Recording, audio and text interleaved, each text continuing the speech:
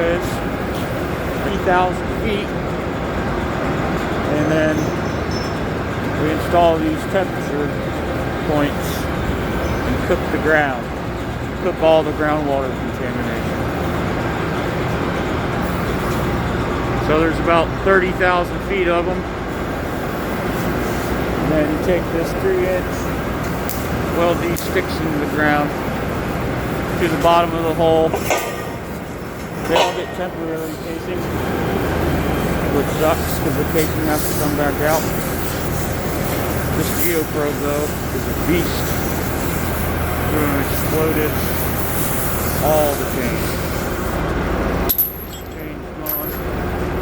About 15-20 tons of pressure to pull the temp casings out.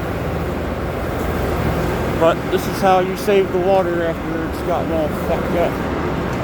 You gotta cook the ground. These use about 1 gigawatt of energy.